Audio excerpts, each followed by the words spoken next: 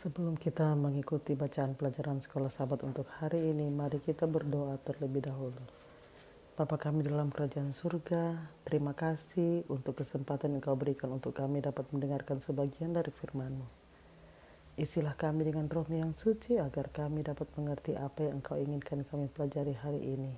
Dalam nama Yesus kami sudah berdoa. Amin. Pelajaran Sekolah Sahabat, Kamis 15 Januari 2026. Pelajaran yang ketiga di triwulan yang pertama.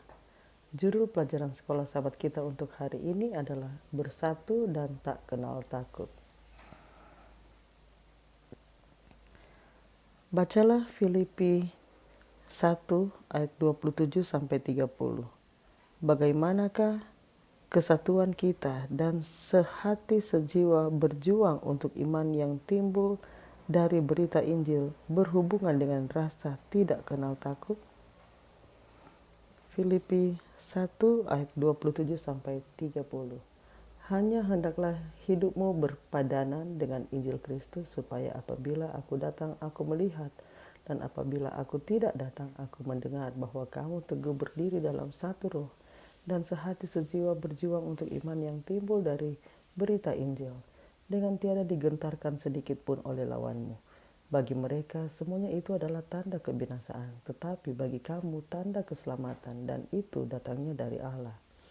Sebab kepada kamu dikaruniakan bukan saja untuk percaya kepada Kristus, melainkan juga untuk menderita untuk Dia, dalam pergumulan yang sama seperti yang dahulu kamu lihat padaku, dan yang sekarang kamu dengar tentang aku.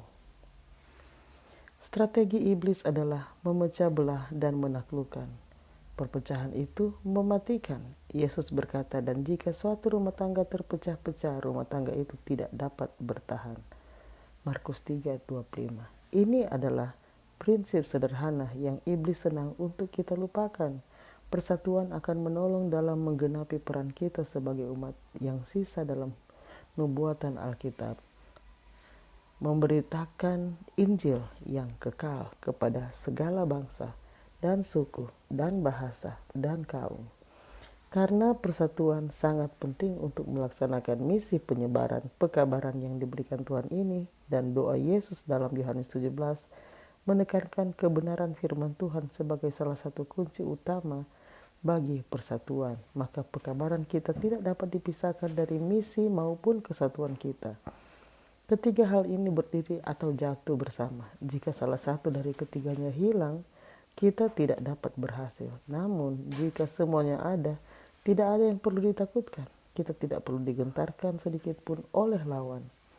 Iblis adalah musuh yang telah dikalahkan. Bahkan jika kita harus mati karena iman kita, tidak ada yang akan membahayakan jika kita rajin berbuat baik. Iblis tidak berdaya untuk menghentikan kemajuan kebenaran Tuhan. Bacalah ayat-ayat Alkitab berikut dan buat rangkuman singkat tentang tema umum yang terkandung di dalamnya. Matius 10 ayat 38. Barang siapa tidak memikul salibnya dan mengikut aku, ia tidak layak bagiku. Kisah 14 ayat 22. Di tempat itu mereka menguatkan hati murid-murid itu dan menasihati mereka supaya mereka bertekun di dalam iman, dan mengatakan bahwa untuk masuk ke dalam kerajaan Allah kita harus mengalami banyak sengsara.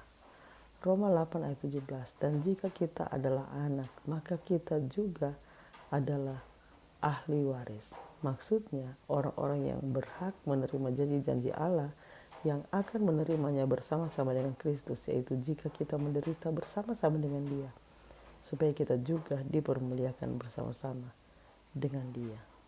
2 Timotius 3 ayat 12. Memang setiap orang yang mau hidup beribadah di dalam Kristus Yesus akan menderita aniaya. Hidup di dunia yang telah jatuh ke dalam dosa ini memang sulit, bahkan bagi mereka yang terbaik di antara kita.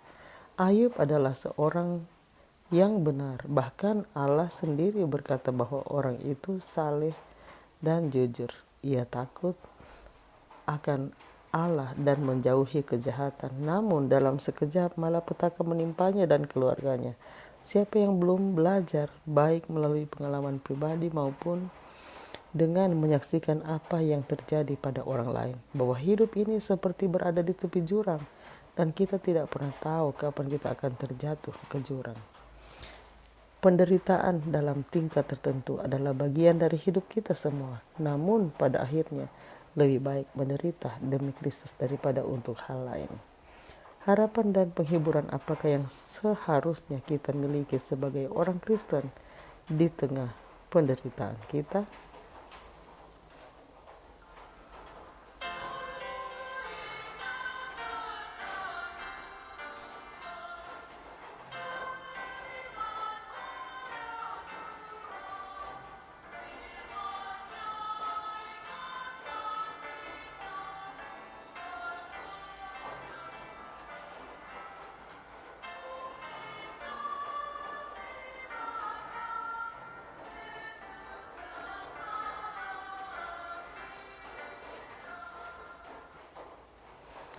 Mari kita berdoa.